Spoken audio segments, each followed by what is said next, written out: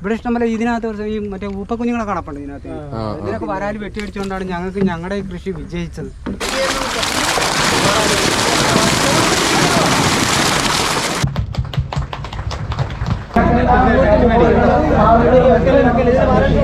Hi friends, നമ്മുടെ പുതിയ വീഡിയോയിലേക്ക് എല്ലാവർക്കും സ്വാഗതം. നമ്മളിപ്പോൾ ഉള്ളത് കോട്ടയം ജില്ലയിലെ ഉദയനാപുരം ഗ്രാമപഞ്ചായത്തിലെ 7ാം വാർഡിലാണ്. ഈ 7ാം വാർഡിലെ പതിറ്റാണ്ടുകളായി കാട് മൂടി മാലിന്യങ്ങൾ നിറഞ്ഞു കിടന്നിരുന്ന ഒരു ജലാശയത്തെ വൃത്തിയാക്കി അവിടെ മത്സ്യകൃഷി നടത്തുന്നതിന് വേണ്ടി നവോദയ ഫിഷ് ഫാമിംഗ് ക്ലബ് എന്ന പേരിൽ ഒരു ക്ലബ്ബ് രൂപീകരിച്ച് മത്സ്യകൃഷി നടത്തി 100 മേനി വിളവ് കൊയ്ത് നമ്മുടെ കേരളത്തിന് തന്നെ മാതൃകയായി മാറിയ ഒരു കൃഷിരീതിയുടെയും അതുപോലെ തന്നെ ഒരു ഫിഷ് ഫാമിംഗ് ക്ലബിൻ്റെയും ഒക്കെ ഒരു വിജയഗാഥയുടെ വീഡിയോയാണ് നമ്മുടെ ഇന്നത്തെ വീഡിയോ. അവർ പരീക്ഷിച്ച് വിജയിച്ച ഈ മത്സ്യകൃഷിയുടെ വിളവെടുപ്പ് സംസ്ഥാനത്തിന്റെ ഫിഷറീസ് വകുപ്പ് മന്ത്രി ശ്രീ സജി ചെറിയാൻ പങ്കെടുത്തുന്നത് ഉദ്ഘാടനം ചെയ്യപ്പെട്ടിരിക്കുകയാണ്. അപ്പോൾ ബാക്കി വിശേഷങ്ങളൊക്കെ നമുക്ക് വഴിയെ പങ്കുവയ്ക്കാം. എല്ലാ ദിവസവും എത്ര മണിക്കൊക്കെ കേട്ടത് നമ്മൾ തീറ്റ കൊടുക്കണം? രാവിലെ ഒരു 6 തൊട്ട് 7:30 ഇടയ്ക്ക്, കറക്റ്റായിട്ട് 7-ന് 7:30 ഇടയ്ക്കാണ് കറക്റ്റായിട്ട് കൊടുക്കണം. നല്ല വിശപ്പ് കാണിക്കണം.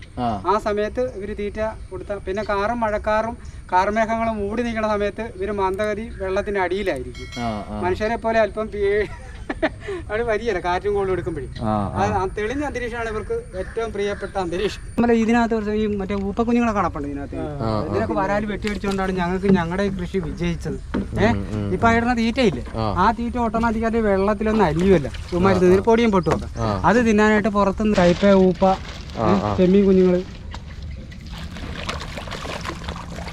ഒരു മാസം കഴിഞ്ഞ് ഒരു 200 ഗ്രാം 250 താഴെ ഒരു മാസം കഴിഞ്ഞ കുഞ്ഞുങ്ങളാട്ടോ. ഒരു മാസമായ കുഞ്ഞുങ്ങളല്ലേ? ഒരു മാസം കഴിഞ്ഞ് ഇത് പൊങ്ങി വന്നതാണ്. എങ്ങനെയാണെന്നറിയാമോ, ഇവര് സാധാരണ നമ്മൾ 1:30-ക്കും 2:30-ക്കും എടുക്കുമ്പോൾ ഈ വിശപ്പ് കൂടും, നമ്മുടെ കൂട്ട് തന്നെ വിശപ്പ് കൂടുന്ന സമയത്ത് ഇവർ വായും പൊളിച്ചിട്ട് ഇങ്ങോട്ട് വരും. അപ്പോൾ ആ സമയത്താണ് ഞാനൊരു പറമ്പിൽ പണിക്കൊക്കെ പോയിച്ച് വരുമ്പോഴേ ഇവർക്ക് ആ സമയത്ത് 2 മണി കഴിഞ്ഞിട്ട് വരും. ഇപ്പൊ ഈ ഒരു ക്യാബിനിൽ എത്ര മീനുണ്ടാവും? ഇതിനകത്ത് ഞങ്ങൾ മറിച്ചത് 1000 കുഞ്ഞുങ്ങളെ. നമ്മുടെ ഈ ഉദ്യോഗസ്ഥന്മാരിൽ നിന്നുള്ള സപ്പോർട്ടൊക്കെ എങ്ങനെയായിരുന്നു? ഫിഷറീസ് വകുപ്പിന്റെ അവരുടെ നല്ല സപ്പോർട്ടാണ് ഞങ്ങൾക്ക് കിട്ടിക്കൊണ്ടിരിക്കുന്നത്. അവരുടെ പിന്തുണയാണ്, അവരുടെ അവരാണ് ഞങ്ങൾക്ക് മാർഗനിർദ്ദേശങ്ങളും മറ്റും ചെയ്തു തന്ന് മുന്നോട്ട് കൊണ്ടുപോകാൻ നയിച്ച് ഓരോരോ ഘട്ടങ്ങളായിട്ട് ഇന്ന ചെയ്യണമെന്നും ഞങ്ങളുടെ പിന്നിൽ രാവിലെ പകലില്ലാതെ അവർ ഞങ്ങളെ എല്ലാ നിർദ്ദേശങ്ങളും തന്നു. ആ നിർദ്ദേശം കേട്ടുകൊണ്ട് ഞങ്ങൾക്ക് നിർദ്ദേശം തന്നു. അങ്ങനെ ഇത് മുമ്പോട്ട് പോയിക്കൊണ്ടിരിക്കണം. ഇത് തുടങ്ങുമ്പോഴുള്ള ആശങ്കകൾ എന്തൊക്കെയായിരുന്നു ചേട്ടാ? നമുക്ക് ഇത് ആശങ്കയെന്ന് പലവിധ ആശങ്കകളുണ്ടായിരുന്നു. ആശങ്കയെന്ന് പറയണത് ഈ ചെട്ടിച്ചാലിൽ നീരൊഴുക്കില്ലാത്തത് കൊണ്ടും വെള്ളം കെട്ടിക്കിടക്കുന്നത് കൊണ്ടും ഈ മത്സ്യകൃഷി ഇവിടെ വിജയിക്കുകയില്ലെന്നാണ് ഈ കരയിലുള്ള നാട്ടുകാർ. ഞങ്ങൾ മുന്നോട്ട് വന്നപ്പോൾ ഞങ്ങൾ അവരുടെ വാക്കിനെ പാടെ മാറ്റിക്കൊണ്ട് ഞങ്ങളിതൊന്ന് ചെയ്ത് നോക്കട്ടെ. ഞങ്ങളൊരു സന്നദ്ധരായ കുറേ യുവാക്കൾ ഇത് ഇറങ്ങിയിട്ടുണ്ട്. പ്രറ്റിയുടെ നേതൃത്വത്തിൽ ഞങ്ങളിതൊന്ന് ചെയ്ത് നോക്കട്ടെ. ഒരു പടി മുന്നോട്ട് ഞങ്ങളൊന്ന് വെച്ച് ഒരു കൂട്ടിലെ മീൻ, അല്ലെങ്കിൽ ഞങ്ങൾ 3-4 കൂട്ടിലെ മീനൊന്നും ഞങ്ങൾ ഇട്ട് നോക്കും. അത് വിജയകരമായി തന്നെ ഞങ്ങൾ മുന്നോട്ട് പോകുമെന്ന് അവരോട് പറഞ്ഞായിരുന്നു. അതിൻ്റെ പടിയായിട്ട് ദൈവത്തിൻ്റെ കൃപ കൊണ്ട് ഞങ്ങൾക്ക് 4 മാസം കൊണ്ട് 1 കിലോ മിച്ചം തൂക്കം വരുന്ന മത്സ്യങ്ങളെ 800-നും 1 കിലോയ്ക്ക് ഇടയ്ക്കുള്ള വരാലിനെ ഞങ്ങൾക്ക് ഇതിനകത്ത് നിന്ന് പിടിക്കാൻ ചെയ്യും. ആദ്യപടി 5000 കുഞ്ഞുങ്ങളെയാണ് ഞങ്ങൾ അങ്ങനെ ഇട്ട്. അത് ആദ്യം വിളവെടുപ്പെന്ന രീതി 1 kg 1 കൂടില്ലാത്ത മീനിനെ ഞങ്ങൾ എടുത്തു. അത് നാട്ടുകാർക്ക് ഒത്തിരി ഓഫറുമായിട്ട് ഒത്തിരി പൈസയായിട്ട് പുറത്തുനിന്ന് ഒന്നിച്ചെടുക്കാൻ ആൾക്കാർ വന്നെങ്കിലും കരയിലുള്ള ജനങ്ങൾക്കും ഇവിടെയുള്ള ചുറ്റുവട്ടമുള്ളവർക്കും കൊടുത്തതിന് ശേഷം അതെല്ലാം വരുമ്പോൾ പുറത്തേക്ക് ഞങ്ങൾ വിപണനം നടത്തും. എന്നാലും നിങ്ങളെ അറിയിക്കാമെന്ന് പറഞ്ഞ് വിട്ട്, ആരെയും മടി പറഞ്ഞല്ലേ വിട്ടത്, എന്നാലും ഞങ്ങളെ അറിയിക്കാമെന്ന് പറഞ്ഞു. അതിനുപടിയായിട്ട് ഞങ്ങളിപ്പോൾ കഴിഞ്ഞ ദിവസം വിളവെടുപ്പ് ഉത്സവം നടത്തിയതിനകത്ത് വന്നവർക്കൊക്കെ കൊടുക്കുകയും ബാക്കി മിച്ചമുള്ളവർ ഞങ്ങളിപ്പോൾ റോഡ് സൈഡിൽ കൊണ്ട് വിൽപ്പന നടത്തിയാണ്. വിജയകരമായി വിൽപ്പന മുമ്പോട്ട് പോയിക്കൊണ്ടിരിക്കുകയാണ്. മത്സ്യമായിട്ട് തീർന്നെന്നാണ് എൻ്റെ നിഗമനം. അതോടൊപ്പം തന്നെ ഞങ്ങളുടെ പിന്നിൽ ഞങ്ങൾക്ക് വേണ്ടത്ര സഹായങ്ങളും പ്രോത്സാഹനങ്ങളും നിർദ്ദേശങ്ങളും സാമ്പത്തികമായും നിർദ്ദേശങ്ങളും തന്നിട്ടും ഫിഷറീസ് ഉദ്യോഗസ്ഥർ അവർ വനിതകളാണെങ്കിലും രാവിലെ പകലില്ലാതെ ഞങ്ങളുടെ ഒപ്പമുണ്ട്. ഇതിലും 1000 കുഞ്ഞുങ്ങളാണ്. 1000 കുഞ്ഞുങ്ങളാണ്. പിന്നെ അടിയിലേക്കുണ്ട്. അതായത് പല തട്ടായിട്ട് വന്നു വെച്ചാൽ അടിയിലേക്ക് പോകണോണ്ട് നമുക്ക് കാണികളൊന്നുമില്ല. നവോദയ പുരുഷ സ്വയം സഹായ സംഘം എന്ന പേരിൽ 17 വർഷമായിട്ട് ഇവിടെ പ്രവർത്തിക്കുന്ന ഒരു സ്വയം സഹായ സംഘമുണ്ട്. അതിൻ്റെ ആഭിമുഖ്യത്തിലാണ് ഇവിടെ 6 വർഷം മുമ്പ് ഒരു ലൈബ്രറി ആരംഭിച്ചു. അതിനുശേഷം ഇങ്ങനെ ഒരു എംപാങ്ക്മെൻറ്റ് സ്കീം ഗവൺമെൻറ് നടപ്പിലാക്കുമ്പോൾ അത് സ്വയം സഹായ സംഘങ്ങൾ വഴിയാണ് നടപ്പിലാക്കുന്നത്. അപ്പോൾ ഞങ്ങൾ ആ പദ്ധതി ഏറ്റെടുത്തുകൊണ്ട് ഞങ്ങൾ നവോദയ പുരുഷ സ്വയം സഹായ സംഘത്തിലെ അംഗങ്ങൾക്ക് പുറമെ ഈ പ്രദേശത്ത് താമസിക്കുന്ന കൃഷിയിൽ താല്പര്യമുള്ള 20 പേരെ കൂടി ചേർത്തുകൊണ്ടാണ് നവോദയ മത്സ്യ കർഷക ക്ലബ്ബ് എന്ന പേരിലൊരു സംഘടന ഉണ്ടാക്കിയിരിക്കുന്നത്. അതിനാകെ 37 അംഗങ്ങളാണ് ഇപ്പോൾ ഉള്ളത്. അവരിൽ നിന്ന് ഒരു ഓഹരി ഒന്നിക്ക് 2500 രൂപ കളക്ട് ചെയ്താണ് ഞങ്ങൾ ബെനിഫിഷ്യറി കോൺട്രിബ്യൂഷൻ ആക്കിയിരിക്കുന്നത്. ഈ പദ്ധതി ആകെ 18 ലക്ഷം രൂപയുടെ പ്രൊജക്റ്റാണ്. അതിൽ പരമാവധി 10 ലക്ഷം രൂപ ആണ് ഗവൺമെൻറ് സബ്സിഡി ആയിട്ട് കിട്ടുന്നത്, 60%. ബാക്കി 40% ഈ ഗുണഭോക്താക്കൾ കണ്ടെത്തണം.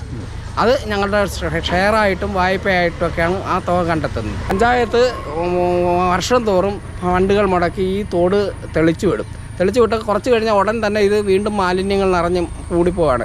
അപ്പോൾ അത് ഒഴിവാക്കാൻ മാതൃകാപരമായ ഒരു പ്രവർത്തനം കാഴ്ചവെക്കാമെന്നുള്ള ഞങ്ങളുടെ ഒരു കാഴ്ചപ്പാടിൻ്റെയും കൂടി അടിസ്ഥാനത്തിലാണ് ഈ പദ്ധതി ഏറ്റെടുക്കാൻ തയ്യാറായത്. ഞങ്ങളുടെ മനസ്സിലുള്ള സങ്കല്പം കുറച്ചുകൂടി പൈസ മുടക്കി ഇതൊരു ടൂറിസവുമായിട്ടും കൂടി ബന്ധപ്പെടുത്തിയാൽ ഈ മത്സ്യക്കൂടുകൾക്കിടയിൽ കൂടി പെഡൽ ബോട്ടുകളൊക്കെ ഇട്ട് കൊടുത്താൽ ആൾക്കാർക്ക് നടന്ന് സഞ്ചരിക്കാനും എല്ലാ കൂടുകളിലും മീനായി കഴിഞ്ഞാൽ കാണാനും ഒക്കെ വളരെ ഭംഗിയുണ്ടാകും. അത്തരം ഒരു സങ്കല്പമാണ് ഞങ്ങളുടെ മനസ്സിലുള്ളത്.